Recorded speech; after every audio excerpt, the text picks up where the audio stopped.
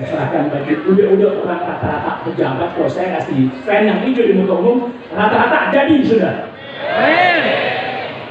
Jadi mertua.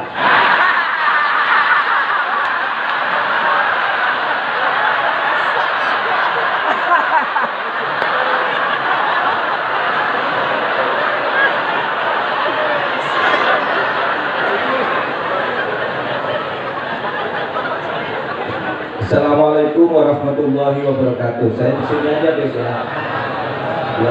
Biar lebih enak. Tidak membelakangnya.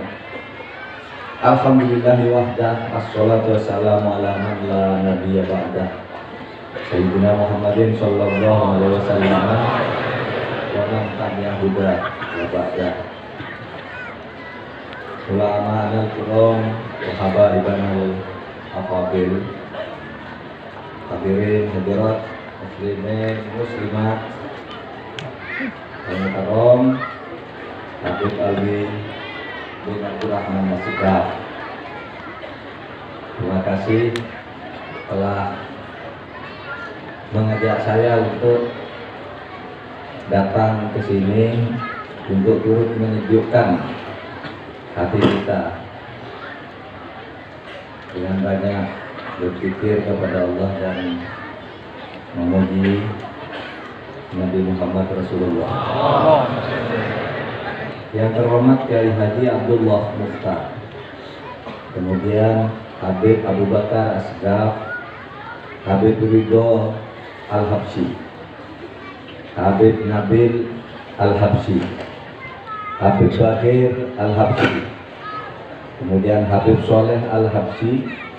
Ada juga Kiai Haji Muhammad Ra'i, Kiai Haji Nawawi, Ustadz Ainul Yaqin atau Ustadz Ainul Yaqin, kemudian Ustadz Baidawi, Habib Abdurrahman Al-Aqwas, dan hadirin sekalian yang tidak saya sebut satu persatu. Saya sungguh merasa sangat terhormat diundang atau diajak atau diizinkan datang ke sini untuk ikut acara yang sangat bagus ini bagi hati kita. Hati yang sejuk itu penting. Orang hidup disuruh bertakwa itu kan disuruh berbuat baik untuk keperluan dunia dan akhirat. Dan hasil dari itu sebenarnya kalau orang sudah berbuat baik, banyak berzikir kepada Allah, selalu bersolawat kepada Rasulullah, itu hatinya sejuk. Dan orang yang hatinya sejuk itu badannya sehat. Karena hati yang sejuk itu rohani sehat. Kalau di dalam Al-Quran itu kan disebut ala bidzikrillah tatma'innul qulub. Kalau banyak menyebut Allah, berpikir kepada Allah, hati akan tenang. Lalu Rasulullah bersabda, ya, ala wa inna fil jasadi mudghah idza fasadal jasadu kullu wa idza sulhat sulhal jasadu kullu. Di setiap kita itu ada segumpal daging, hati. Kalau hati kita itu rusak, maka seluruh tubuh itu rusak juga, sakit. Kalau hati kita ini tidak tenang, tidak nyaman, hati seperti itu, badan akan ikut sakit, tidak sehat.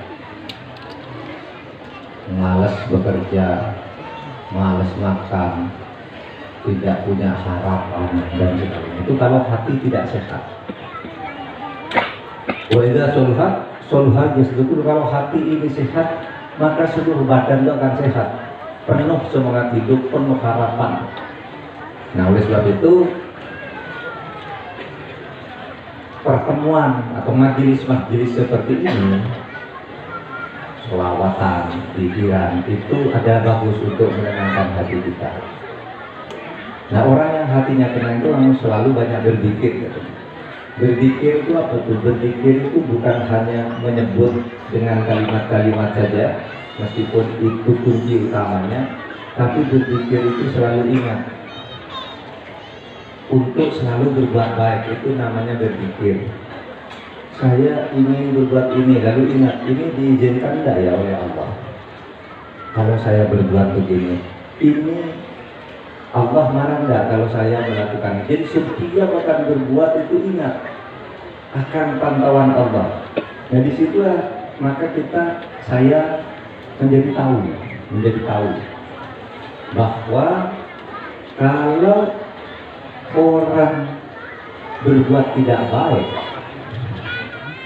itu hatinya tidak tenang. Hatinya tidak tenang karena zikirnya tidak benar. Orang yang berbuat tidak baik itu korupsi, sewenang-wenang dan sebagainya, itu berarti kurang zikirnya. Ketika akan korupsi tidak ingat dia bahwa itu dosa. Ketika akan sewenang-wenang tidak ingat dia bahwa itu dosa.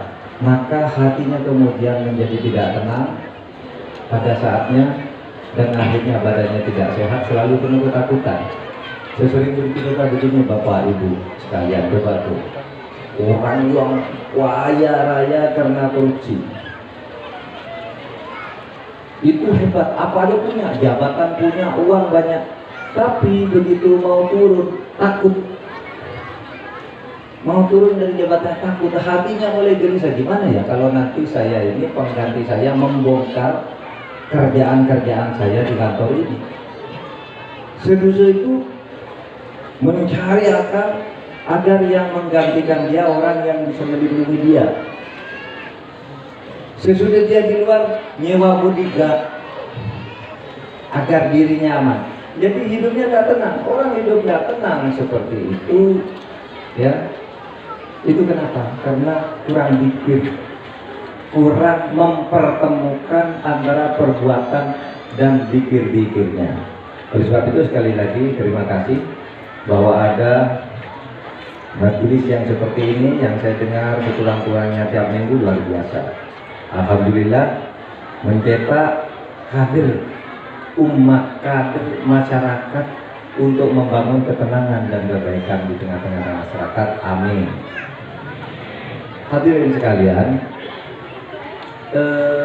saya kesini sekaligus ingin menyampaikan sekali lagi, tadi sudah disebutkan oleh Habib Alwi, saya itu sekarang resminya menjadi calon wakil presiden. Yang saya harapkan adalah doa dari kita semua agar Allah memberi yang terbaik kepada Indonesia.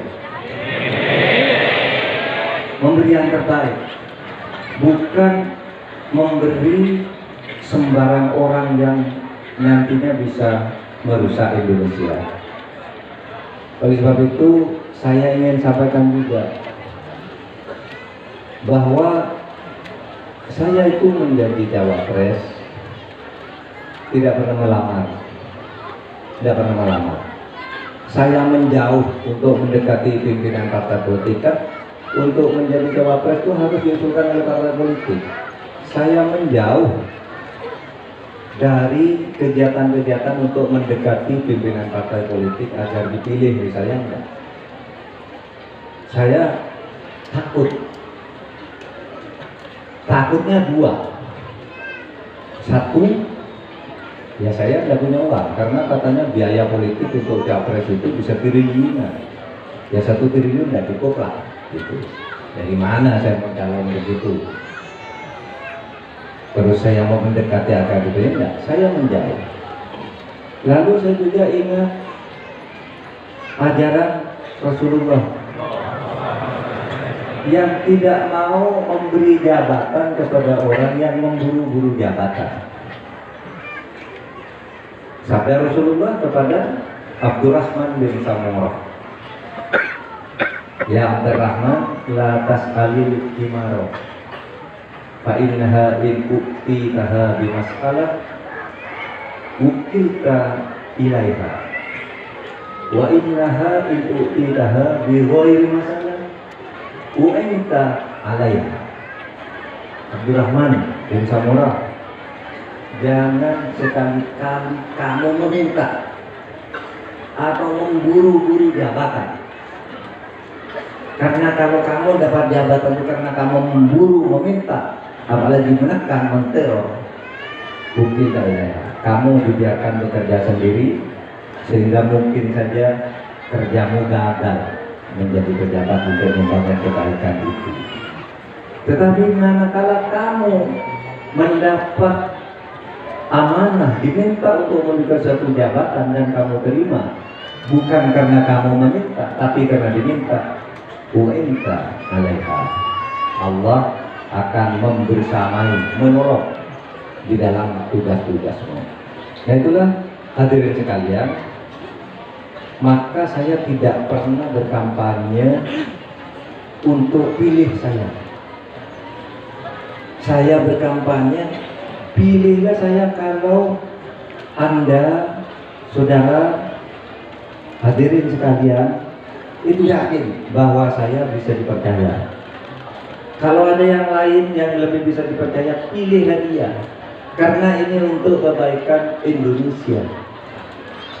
Sehingga pilihan-pilihan itu supaya dinilai betul, ya, supaya dinilai betul dan keluar dari hati nurani. Saya sering mengatakan begini, hadirin sekalian, orang yang memilih pimpinan bukan karena hati nuraninya, tetapi karena suap.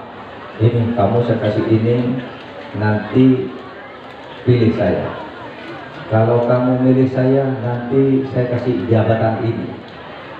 Kalau kamu milih saya, nanti usahamu akan saya bantu.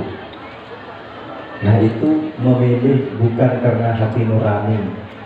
Sehingga saya katakan orang yang memilih karena hal-hal seperti itu, karena surat, karena janji untuk memberi fasilitas di luar kewajaran, menurut saya orang yang seperti itulah yang oleh Allah ditempatkan di neraka jahanam, yaitu orang yang tidak menggunakan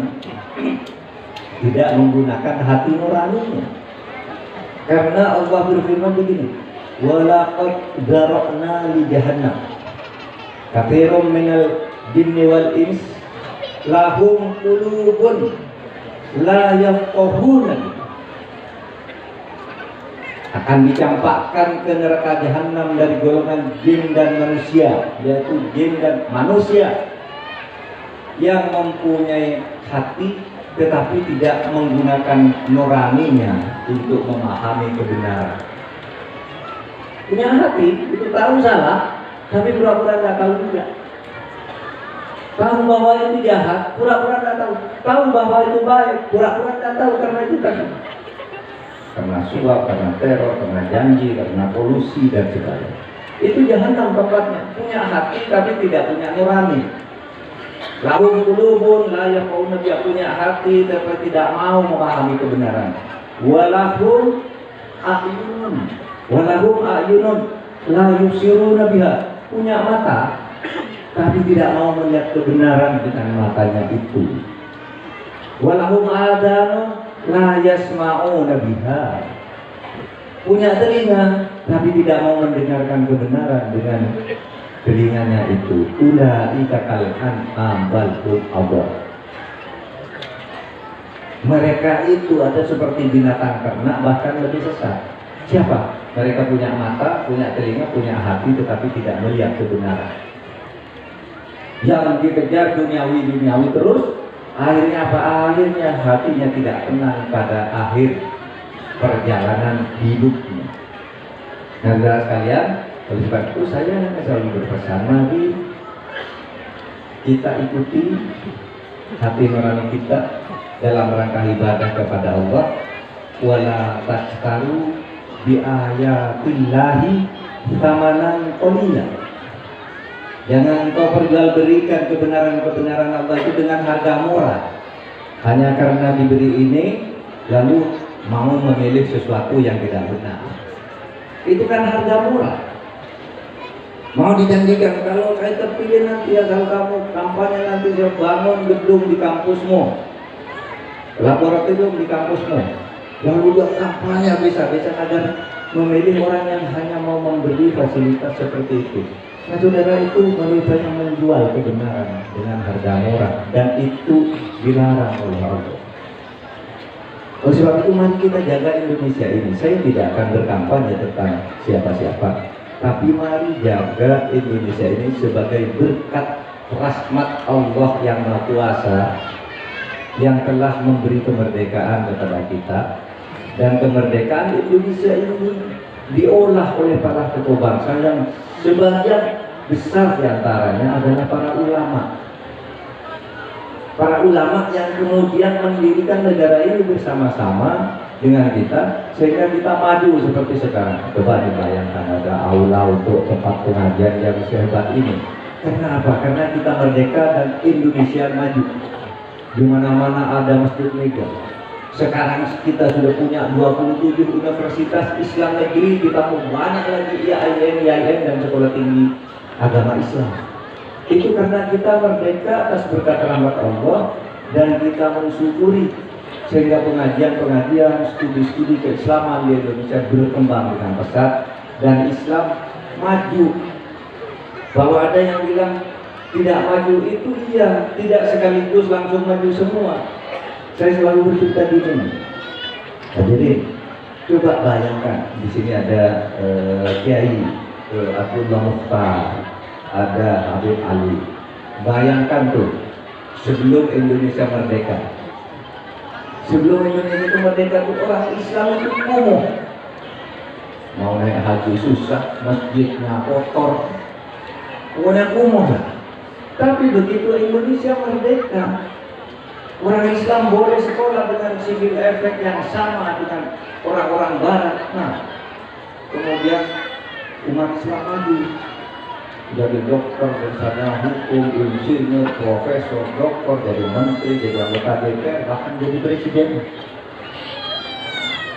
Karena apa? Karena Indonesia merdeka atas berkat rahmat Allah. Oleh sebab itu mari kemerdekaan ini dijaga dengan sebaik-baiknya, dan cara menjaganya adalah dengan memilih pemimpin dan wakil-wakil rakyat kita yang benar. Maka akhirnya ingin garis bawahi yang disampaikan oleh Habib Ali Abdurrahman Assegaf tadi, bahwa golput itu haram. Golput itu tidak memilih. Ada fatwa majelis ulama yang sama dengan tadi disampaikan oleh Habib Ali, bahwa orang golput tidak mau memberikan suaranya dalam pemilihan umum itu haram, dosa. Kenapa? Karena dia tidak bertanggung jawab atas negara yang diberikan atas berkat rahmat Allah. Oleh sebab itu, sebagai Menko Polhukam ini, saya bukan sebagai cawapres, sebagai Menko Polhukam yang beragama Islam Muslim, saya menghimbau atau menyerukan kepada seluruh umat Islam yang mempunyai hak suara datang ke kotak suara. Karena nasib bangsa kita itu akan ditentukan oleh setiap suara umat Islam untuk memilih pemimpinnya dan memilih wakil-wakilnya yang akan duduk di DPR, DPRD, DPD. Nah, demikian Habib, terima kasih sekali lagi Habib atas undangannya. Kiai Mukhtar Abdullah, Kiai Abdullah Mukhtar yang telah bersama kita malam ini, dan para habaib yang lain dan para hadirin sekalian. Mohon doa restunya untuk kebaikan bangsa dan negara. Wallahul muwaffiq ila aqwamit thoriq. Wassalamualaikum warahmatullahi wabarakatuh. Waalaikumsalam warahmatullahi wabarakatuh.